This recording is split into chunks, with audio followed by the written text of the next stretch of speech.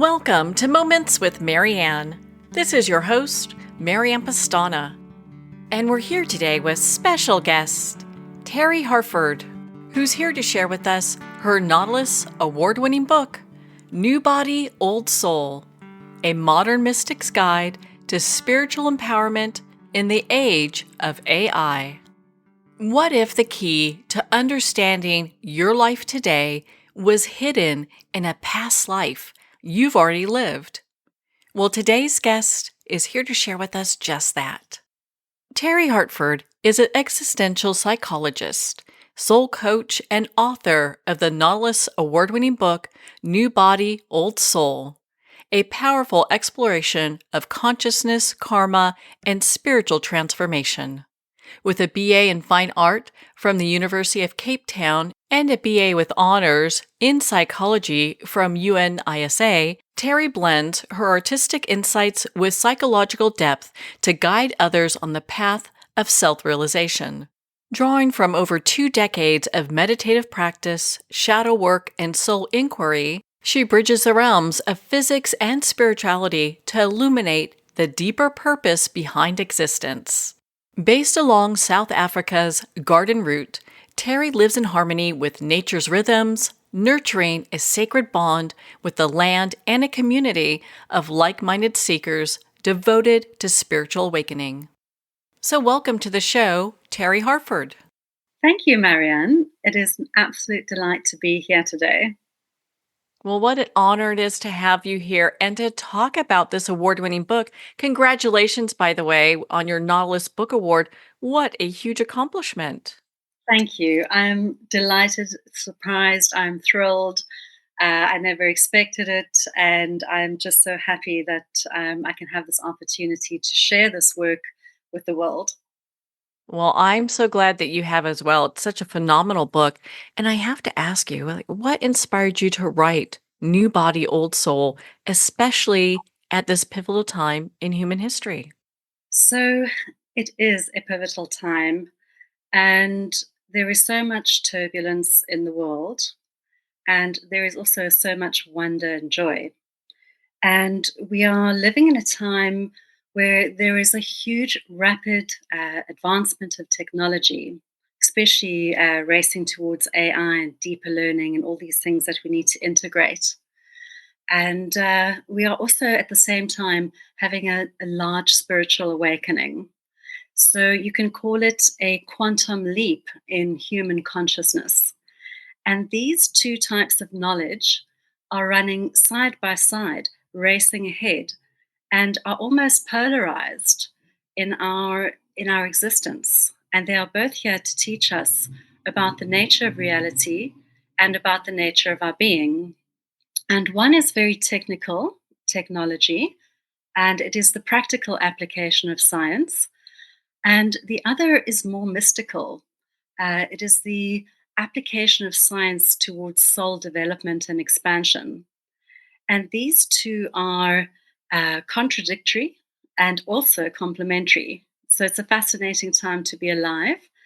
And it is also a really important time to reflect on how do we create soul sanctuary for our soul in an age of rapid change in a 4-dimensional universe of space, time, and flux. Well, I know in your book you mentioned that we're ancient souls on an evolutionary journey. How can people begin to recognize the signs of their own soul's past lives? So, in a sense, a soul gets triggered by emotions. And this emotional reactivity is a huge sign. It's like a luminous signpost to say, something's going on here. I'm being charged. Why? Why am I red hot under the collar? Why is this person bothering me so much? Why is that situation really getting to me? And I'm becoming confused or disorientated or fragmented because now I'm in conflict. I'm in inner conflict. And this is the soul that is indicating that we have unconscious triggers. We have actually lived multiple lifetimes over multiple incarnations.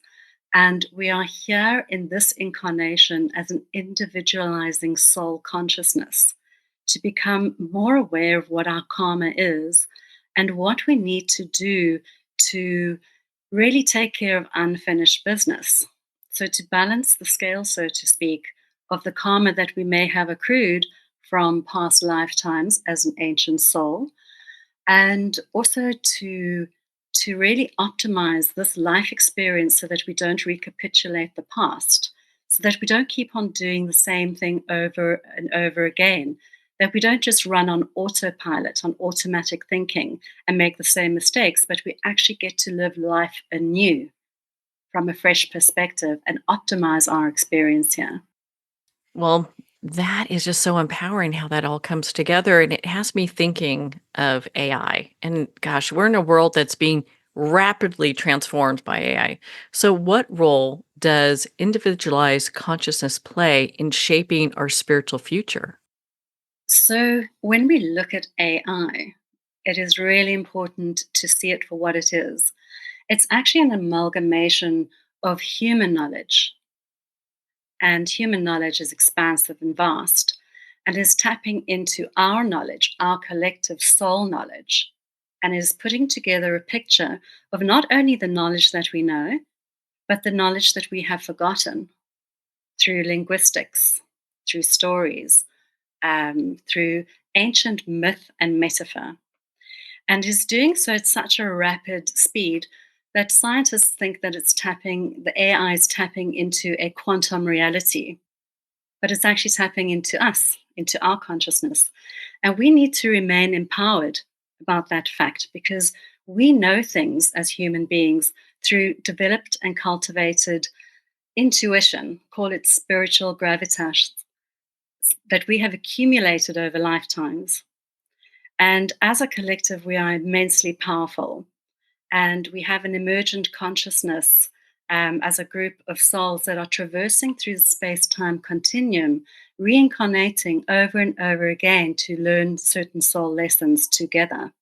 Now, the AI is an artificial intelligence, it is vastly more powerful than one person in an individualized consciousness, in one person as a person learning about life in an experiential and perceptual reality. And it is heartless and it is soulless.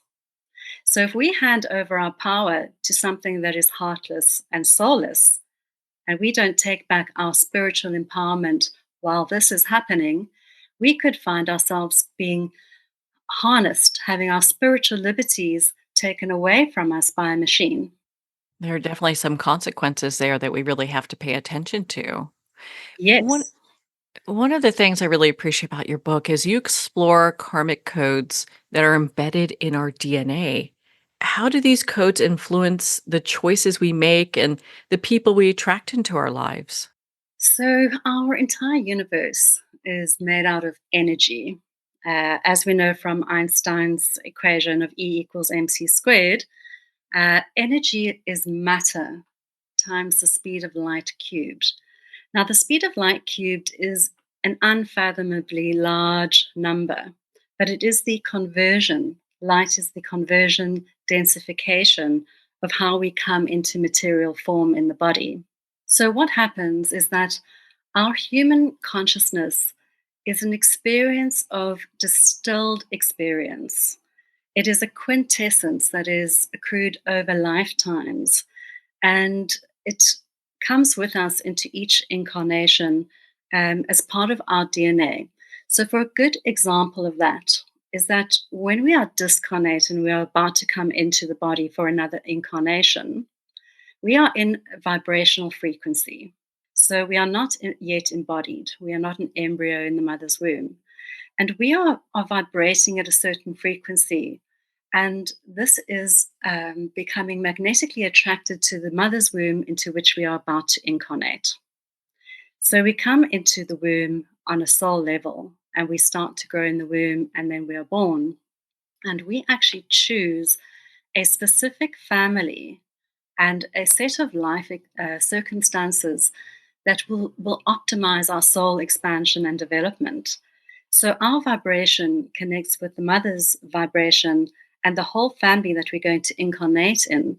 And this is encoded in our DNA. And with it, it carries ancestral memories, epigenetics, magnetic attraction to circumstances that we all know may be challenging. But we also know that the body is the fastest way that we can actually undertake soul expansion because we need to be in an embodied form to actually grow our soul. That is so empowering how you explain that. Can you explain the difference? And I know this is kind of a big question here between soulmates, twin flame, and karmic relationships. Yes, so I will talk about them loosely. And remember, anything that I talk about, if it resonates as true for you, it is. And if it's not, it's not. So, my understanding of soulmate connections are that a soulmate connection is a connection where you feel like you resonate with another and you feel as if a person is a kindred spirit, so to speak, who really understands you and gets you in life. Whereas a karmic relationship is a relationship that is fraught with conflict. And in this type of relationship, and it's usually an intimate partner relationship, you have been attracted to this person on an intimate level to learn certain things about yourself, and then that it might not be a pleasant experience. It's going to be full of contradiction, it's going to be full of conflict, but it is here to advance your soul expansion.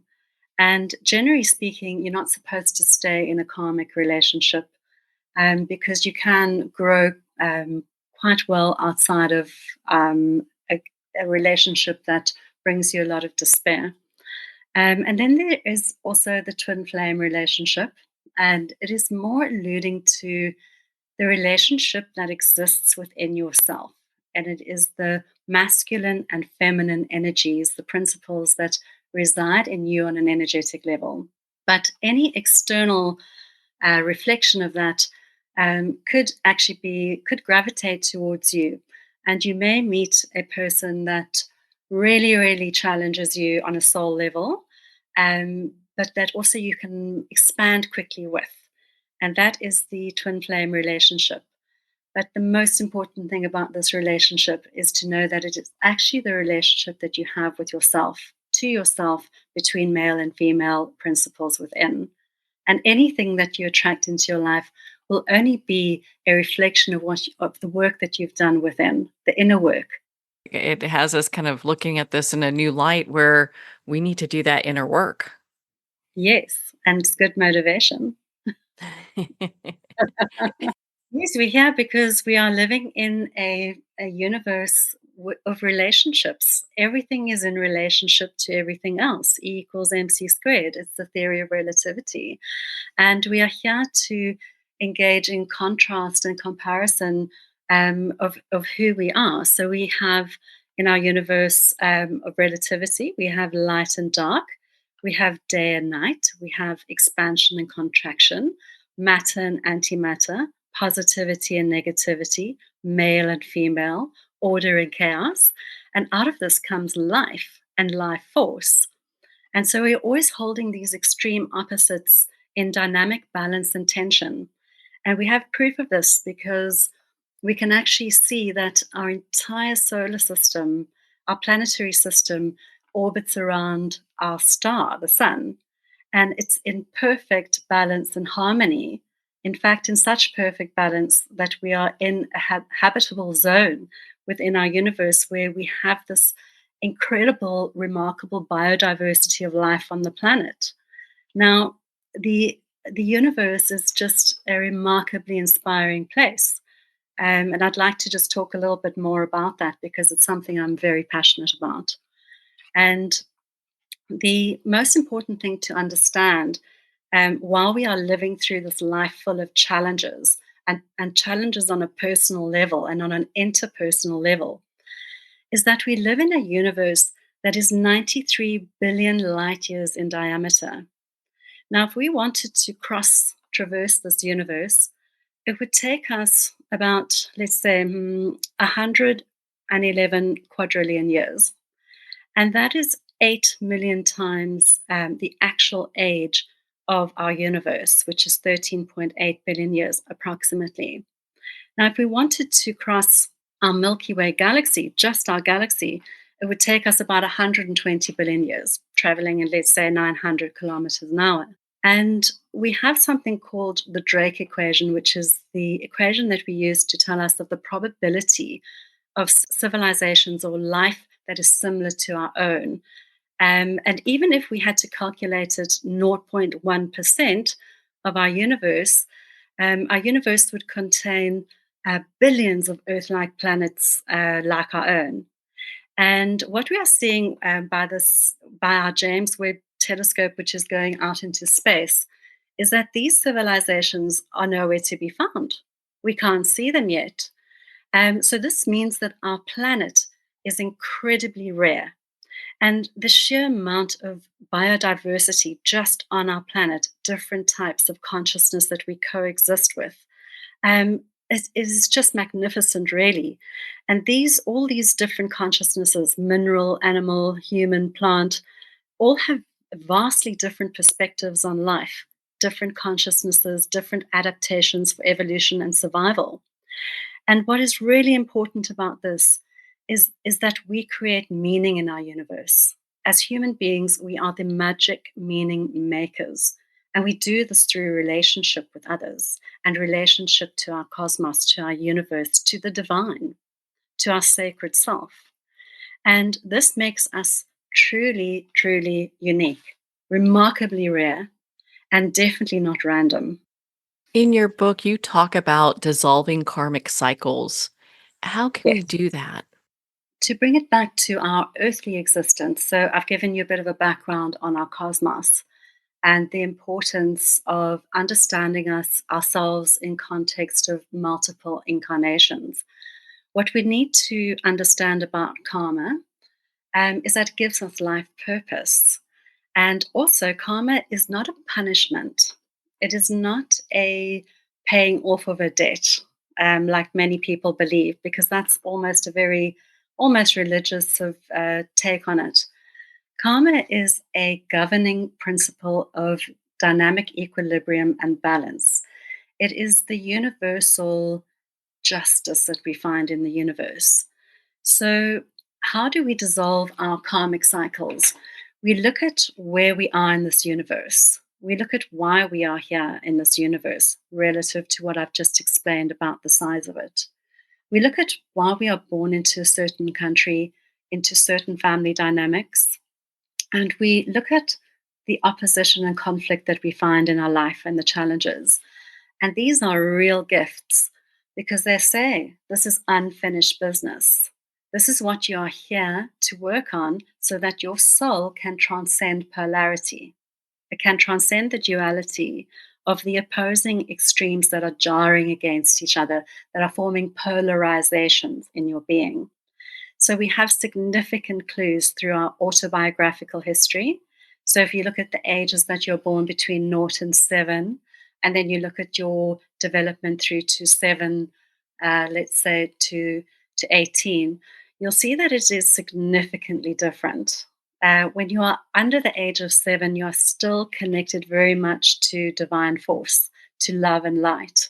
You live in a magical existence with fairies and all sorts of things that are beautiful. You can have a relationship with a garden snail and be absolutely fascinated. And then all of a sudden, a reality sets in, and also an adult reality, slightly cynical, a little bit more realistic to say this is not such an easy place that we live in. There are dangers that you need to be alert to. There is work that you have to do, and you have to make sure that you're doing a lot to show your worth as a performance based in a performance based paradigm. But this is not necessarily the truth of us. The truth of us is love and it is light, and it is eternal connection through consciousness to this incredible universe. So we get conditioned into believing certain things about ourselves. And this is where I come to talk about the shadow side of us. So we are conditioned by our parents that we need to be scared of this and that and the next thing to keep safe, to survive. Sometimes we learn that we have to perform to get love in order to survive. We are taught many things, many false beliefs about who we are and what we are. So we lose sight of this connection that we have with divine love, with the divine force of this universe. And we start to uh, ground into the world. And the world is quite a harsh machine. It's very mechanistic. It works on a linear time frame of A to B. It doesn't work on a time frame of eternity. So if you're late for a meeting, you are late for a meeting in 4D space and time. And you can't say, oh, well, the meeting was late for me, actually, because we're not living in a quantum reality or an eternal reality. So we have all these challenges, and we have to unprogram our conditioning that tells us that we are not good enough, that we aren't enough the way we are, that if we're not perfect, or if we make this mistake, or if we fail in this arena of life, we are a complete failure. So, in terms of how do we dissolve this karma, we look at our relationships. We look at how we can bring more love and more light into our relationships. We look at ourselves. We go into deep introspection. We go into self reflection. We go into meditation so we can make connection with the divine, so we can get out of our heads and out of the intellectualization of our life. And we can actually start to make progress because we are not trying to solve our problems from the level of the mind. We are doing it through connecting through our heart space, and that is what meditation brings.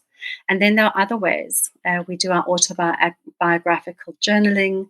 We do guided visualizations. We can do ritual and ceremony.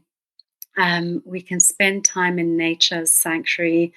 We can really reflect on how we are triggered, where we are triggered, and to start dissolving these triggers in life. You have so many just wonderful meditations and rituals that you share within your book to help readers kind of navigate, especially those going through a spiritual awakening. Is there one you can share with us? So, one of the rituals, and I think one of the most profoundly important rituals, is the fourfold breath meditation. And this is an incredible tool. It's a metaphysical tool that allows you to connect to your intuition. And what it does, it encourages you to go into sacred space, to still the mind, and to connect with your breath. And if you breathe in and you hold your breath, and then you breathe out and you hold your breath, it's called the fourfold breath because you're concentrating on the air that is being breathed in and the air that is being breathed out. And really, this very simple breath meditation can take you all the way through to enlightenment if you let it, if you surrender to it, if you allow for that divine connection and you go with your intuition. If you sit for 10 to 20 minutes a day and you do this over a few months, probably nothing will change. But if you do it a bit more and you commit to it, you'll find that all of a sudden things might change. And all of a sudden, there are more synchronicities in your life. You bump into people you wouldn't ordinarily. You have access to information that's quite unusual. And this actually takes on a life of its own. So the commitment to this particular ritual is profound. And I would really encourage it as your daily practice so that you can start getting your thoughts out of time and space. Well, Terry, where can our listeners connect with you and be part of your community and learn more about your award winning book, New Body, Old Soul? Well, anybody that would like to read my book, they can purchase it on Amazon. And the link is found on my website. It's my name and surname, which also appears on the book, terriharford.co.za. And if you have any questions and you'd like to contact me through my website, you're more than welcome to do that. And yes, so a print copy is available on Amazon. And I'm still building the idea of a community. This came as quite a surprise, winning the Silver Book Award for the Nautilus Book Awards. So I'm starting to cultivate that so that I can have an actual greater sense of community. It would be wonderful. Well, Terri, thank you so much for taking the time to be on the show with us here today. It's a pleasure. And thank you, Marianne. It's just been really lovely to speak with you. Well, thank you, Terri. It's been such an honor to spend this time with you and to talk about your Nautilus award-winning book, New Body, Old Soul. Make sure to visit Terri at her website at terriharford.co.za for more information on her work and to be part of her community. Well, we're at the end of our time today. I'd like to thank everyone for tuning in. You've been listening to Moments with Marianne, where we make every moment count.